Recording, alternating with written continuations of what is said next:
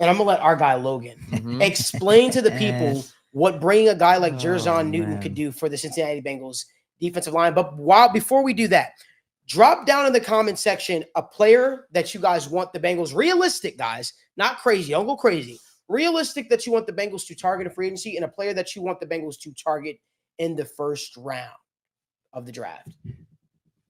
Logan, floor yours. Some of the things about Newton before we get too into him, it's been kind of interesting to see, every fan base seems to really love him, and seeing some of the mock drafts that have been coming out of late, plugged in Dane Brugler, Mel Kiper, some of these guys that are just, Jeremiah, that are just really uberly plugged in. You've been seeing Newton slide. You've been seeing Byron Murphy rise.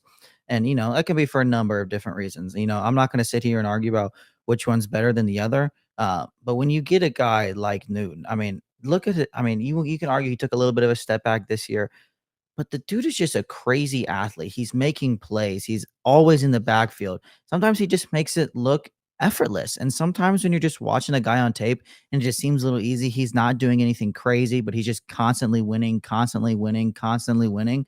He's probably just going to win at a pretty high rate regardless. Like everybody, they raises the questions about size, length, all this stuff, but there's nothing wrong with being a different build, with nothing wrong with being a little bit undersized. People have done it time and time again. Just because you don't win in your stereotypical way, that doesn't mean you can't win. You're just gonna have to win in other ways. And and he does. Geno Atkins, dude.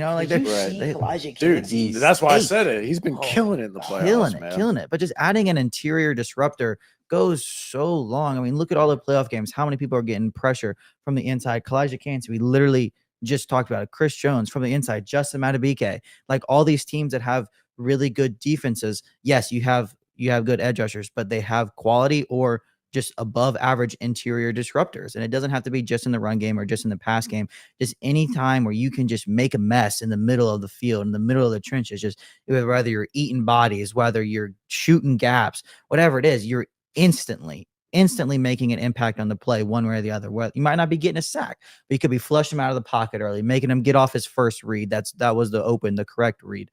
Whatever it is, just pressure right up the middle impacts things instantly. And when you can just get an instant win more often than not, or an instant win in the biggest moments of the game, those are going to be the impacts. A couple people have talked about Chris Jones. Chris Jones from, the first quarter to halfway through the fourth doesn't really ever seem to do much. But then when the game's on the line, Chris Jones is in your face every single play, and it's just finding ways to win. And I think the league is becoming an interior disrupting league. We've seen these people all year, Kalijah Kancey, all these other different interior pass rushers that are just making a living. We see Aaron Donald take over games, Chris Jones take over games.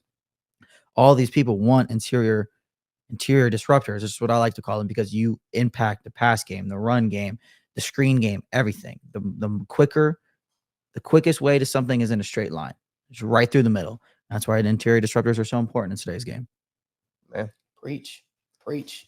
Yeah, you got anything on that? Yeah, I think just looking at it, because I watched, some of his film, and obviously saw Joe Goodberry's breakdown of him, and just like looking at Newton, he is just an absolute freak. And I was watching some of the Bengals old film, watch them against the Chiefs, and no disrespect to some of the, depth pieces on the Bengals defensive line, like the Zach Carters, like the Josh Tupos, but no disrespect, but yeah, something's got to change. And if you could have a chance to get a disruptor like Newton in the first round, by golly, I am taking that. So the way I saw Newton, I saw he's a disruptor. I saw he's an athletic freak, and man, that's what you need on the Bengals defensive line. And I would love it, to be honest. Yeah.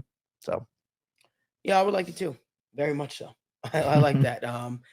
Obviously I would say that, me and Evan we have a guy in free agency. We're not going to probably get him. That Christian Wilkins guy. Oh man, that guy's a problem. If only. If only, right?